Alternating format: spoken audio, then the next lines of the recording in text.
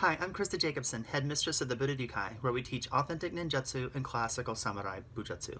And for those of you who don't know what that is, those are the ancient martial arts of the ninja and samurai. In today's video, I'm going to share with you guys some thoughts on the martial arts, and these thoughts were spurred from things that I saw on social media this week, on various different social media platforms. And my thoughts are going to be kind of around how to stay focused with your training, how to stay more motivated with your training, how to make your training more efficient, how to make sure that your training fits reality, so you're in the realm of what it is that you're really training for, how to be focused on your goals. I'm going to be talking about a lot of that kind of stuff today. Now, I know that I've probably made 100 videos on those topics, and I'm going to make 100 more videos on those topics because we can never let go of staying motivated with those thoughts. We need those thoughts in our head, and those are the things we have to constantly keep pushing for. Be more efficient, be more effective, make sure your training fits reality, etc., etc. Like those things we have to constantly keep talking about so the focus of what we're trying to do and accomplish can happen, okay? But this week, I've seen a lot of things in social media that just absolutely goes against all of those things. And I just felt like because of this week, what I've seen, I thought I should share some of my thoughts. Now, up front, I'm just going to say there's going to be a lot of these things I'm going to say you guys have probably already heard before, especially if you've watched my channel. You know where I stand on certain things. You know some of the things that I've already preached and said, and I'm going to probably, recant a few of those things as well. But I think what I would really like the majority of my students and supporters to understand is make sure that all these things that you're trying to accomplish, you're doing the steps needed to make sure that you're accomplishing those goals. So let's talk about reality-based training. It doesn't matter what martial arts you're training in. I teach, historical ninjutsu and samurai bujutsu and the ancient ways, classical Japanese martial arts. But no matter what martial art it is that you're studying, whether it's historical or modern or otherwise, you cannot change reality. Your training has to fit reality. So if you're training a martial art because you're kind of training in like this museum piece and you want to make sure that you're doing everything exactly the way it's supposed to be or said to have been done or whatever, and you're trying to look like kind of like a robot, well, that's one thing. If you're looking at it from an artistic perspective. There are many times in our school in the Budo, the kata is the kata, and there's lots of kata that we teach, and they've been passed down for hundreds of years, and the students have to learn those kata. And I'll be the first one to say some of these kata, I would advise them these probably are not the particular techniques you need to be using in a reality-based self-defense. However, as a martial artist, we're training in martial arts for variety of reasons, not just like one reason, okay? Most people train for a variety of reasons. They like the atmosphere, they want to get in shape. They want to learn self-defense. They also want to train in an art. They like to get the rank and kind of go up the levels. They like to master a skill set. Like there's lots of reasons why people tend to train in martial arts. And whoever's training in martial arts, the majority of them are not training for one reason, okay?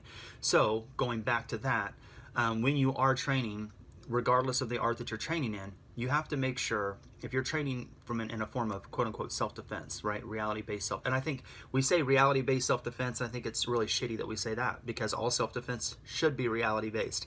We live in a world where it's absolutely crap that we have to differentiate between, yes, I'm going to teach you self-defense, and then I'm going to teach you reality-based self-defense. Do you catch what I mean? Like we do, and that's because we see all these, these martial arts schools that have 8-year-old little black belts, and they're doing spin kicks, and spin kick here, and spin kick there, and all these little, MMA this, and MMA that, and they're doing these like double leg takedowns into locks, and all this shit that the idea of it could fit over here, but the way they're doing it is shit. The way that they're doing it is crap. It's bullshit. They're giving away black belts. It's a black belt mill. Most of these people that do things like that, they are imposters. They were probably in one martial art organization that was good, and then they leave to go do something easier because they couldn't hack it. You know what I mean? And they wanted to get ranked, so they leave to go do something easy, and then they're pushing all this bullshit. And a lot of martial art school owners are like that. And so from there, you might want to ask yourself, like, step back and say, is the skill set that I'm training in, does it fit reality? Because here's the statement, right, on that part. I want to talk about reality-based self-defense. Your reality does not change to fit your training. Your training has to change to fit reality. So if you guys are like, oh, we're going to do knife defense, and you're doing stupid shit like trying to pull guard, That's stupid. If you try to, spread your legs like a whore and lay back and pull them in guard and they got a knife or a gun, you're dead. That's just ridiculously stupid. And I've been seeing that shit. If you're like, oh, we're going to do, hardcore reality-based self-defense, and you're spinning around doing these spin kicks and spin shit, there's no way anyone, just from a fundamental perspective, just fundamental base perspective, there is no way you can tell me that showing your back to someone who's trying to cause harm to you is a good idea. I'm going to say that one more time. I want to make that sink in, okay? For these spin kicks and these 8-year-old black belt club members and all this shit, right? There is never a time where showing your back to someone who's trying to fucking hurt you is a good idea. Meanwhile, we see it all the time. You go up the road and you got Taekwondo and all the different, Taekwondo or Hapkido or whatever, that is, and that is just like, they're all spinning around. It's like, why are you showing your back to someone who's wanting to hurt you? Fights happen, and that's another thing. I don't think that the reality of most martial art owners, I don't think most of the teachers even understand what real fight's like. So they teach a way that's not fit for reality. You know what I mean? Like, I think maybe they think that they can do all this shit. Go and look at what a real fight looks like. Look at what, it doesn't take much. Get online and give it a go. Put in real street fight, or, someone got knifed or someone got whatever, If you look at that kind of stuff, there's no way possible the majority of the techniques that people are teaching in these bullshit arts are going to work. Training is training. Now, don't get me wrong. There is a position. The reason I wanted to specify up front, there are times when you're training in an artistic way, because that is the art. So there are moves, don't get me wrong, there are moves that are more artistic and they're passed down through, for that art. And I get that. Like I said, we have kata that have just been passed down for hundreds of years, and we do the particular techniques. But you have to be able to recognize what those are and what those are not. So if you are training in the martial arts, or whatever martial art you're doing, right? Make sure that your training is fitting reality. Reality does not fit your training. So if you're not training against someone trying to beat the living shit out of you, grab you by the fucking throat, slam you into the fucking car, 2 people beating the living shit out of you with sticks, someone trying to shank you with a knife, putting a gun to your forehead. If you're not training in shit like that, then your teacher should not be saying reality-based self-defense. That's it. Because nobody's going to walk up to you as you're walking out the fucking grocery store and say, hey, I'm going to kick your ass. You better get warmed up. And after you get warmed up, you better stretch out. Are you good? Okay, now I'm only going to use my hands. We don't kick each other in the knees. We're not going to kick each other in the groin. And we're not going to gouge each other's eyes. And that's not how it works. Predators go after prey. Look at nature. Let's look at nature. This is the predator, this is prey. The predator is bigger, stronger, faster, more aggressive, and has more weapons, natural weapons, than the prey. That's just the truth. Or the predator has more than one, and they travel in a pack. The prey has the disadvantage. That is an absolute truth. So in bullshit training self-defense, and this is what I mean by there's reality-based self-defense and there's bullshit training self-defense. Bullshit training self-defense would be, here's the attack, and they come in with a punch or a stab, or they hold a gun or a stick or whatever the fuck.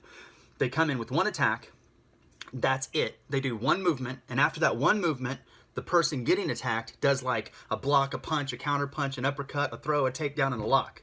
Like the attacker, the one that's supposed to be, the one that is going to be, not supposed to be, the one that's going to be bigger, stronger, faster, and they have a tactical advantage, does one thing. And the person that's the prey does 20 fucking things, or usually 5 to 7 things. That's stupid. That is not how it's going to happen. You're going to get blitzed when you don't even fucking know it. You know what I mean? So it's like you have to train in the world of reality. The predator is going to pick out a prey that they feel they have the advantage of. So if you're being attacked, the person that's attacking you already feels that they could whoop your ass, shoot you, stab you, or otherwise. So if you're not training in the correct mentality of martial arts, that is your fault. And if you're not training in the techniques to protect yourself, that is your fault.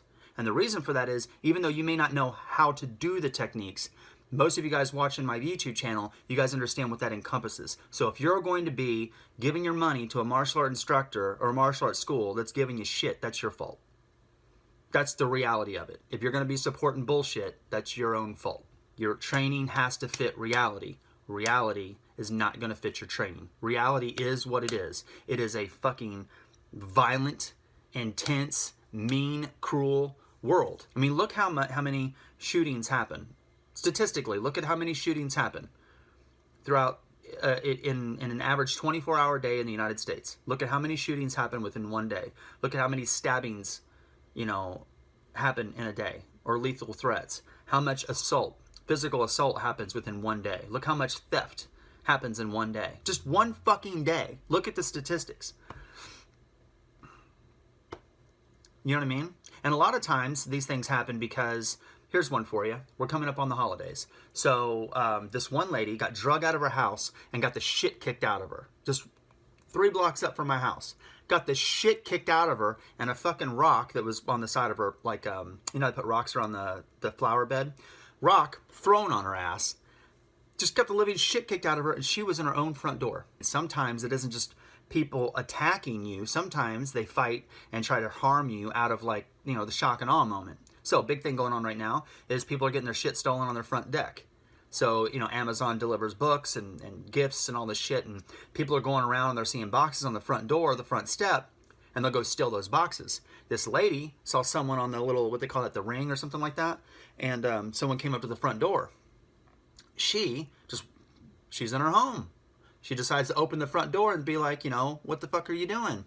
You know what the person did? They grabbed the lady out of like, oh shit, she probably knows who I am, or oh shit, she's going to call the cops, or whatever oh shit thing that individual was thinking. This individual did not walk up to the door to kick the shit out of that lady. That was not the case. Walked up to the door to steal her shit.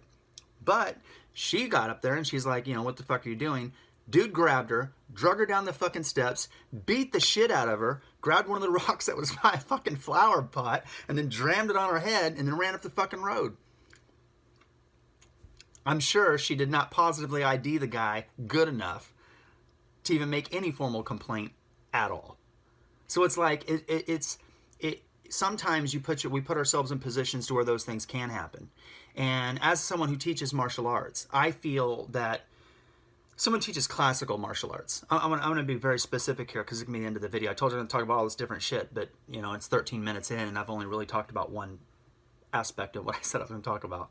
I'm not going to bore you guys with an hour of this. I'll, make another video in a couple days for you. But, as someone who teaches traditional martial arts, I think it's fucking sad that there are so many people. It's like, oh, we teach koryu Bujutsu and koryu Ninjutsu and taijutsu and all this, and they suck. They couldn't fight themselves out of a wet pepper bag. They're out of shape. They're overweight. They can't do push-ups, sit-ups, and squats. They couldn't run out of their house if the goddamn thing was on fire. They are no discipline. I mean, they can't stop themselves from eating a fucking cheeseburger, but they're going to tell you how to have discipline in your life. You know what I'm saying? I mean, it's like, there's your sign. And then on top of that, then you get these other people. And it's not just Japanese martial arts. It's all classical martial arts. It's like, and then you got these other people that, like, you got these other ones that are more like play on words. They put themselves like a traditional martial arts school. Like they give you the belts and shit. An 8-year-old gets little belts. But then they put themselves in a different world. Like, oh, we're MMA. Or, oh, we're kickboxing. But you're not kickboxing. You're not going to fucking kickboxing ring. You're not going competing in MMA. What are you fucking calling MMA for? You know what I mean? They're doing it just so they can get a sell. Because all they give a shit about is money. That's why places like that, they give 8-year-old belts. Everyone gets ranked. The instructor probably got a belt in that art like within a year or two. And a teaching license within a year or two. No shit. And it's a bunch of horse shit. And that's a lot of everywhere too.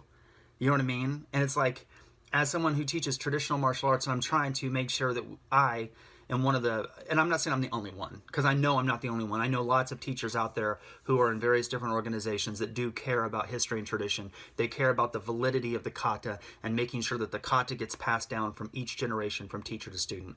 And they care about their students' well-being and making sure that they say, okay, we're going to study this art. You're going to study historical ninjutsu and in koryu Bujutsu. We're going to do this. And as you're training these arts and as you're understanding true history and tradition and the true training of the ninja and samurai, we're also going to show you reality-based self-defense that stems from that. Because the reality is, when you talk about some of the biggest badasses in the ancient world, not modern world, ancient world, when you're talking about 1800s back, 1700s back, whatever we're going to talk about, there's no way you're not going to talk about ninjas and samurai. Like, they were fucking badasses. And they killed people, for a living. That's what they did. And those arts, we look at them now 500 years later or whatever, as, oh, we've got to make sure that we do this kata like this and this and this. Most kata is a whisper. It's a technique. Like, everyone thinks this kata is going to teach them how to fight. Kata doesn't teach you how to fight. A kata is a specific mention on how to put waza together in a form to teach someone how to fight. And they do that because most of the time, most ninja, samurai, etc., they couldn't read and write. So they learned these forms. And if they learned these particular techniques, and kata in the old arts isn't got kata like karate. Like in our school, most of our kata are 3 seconds or less. In koryu, not gendai budo, like gendai budo is like modern martial arts, so modern Japanese martial art after 1868. So like karate do, aikido, kendo, judo, iaido, aikido, do.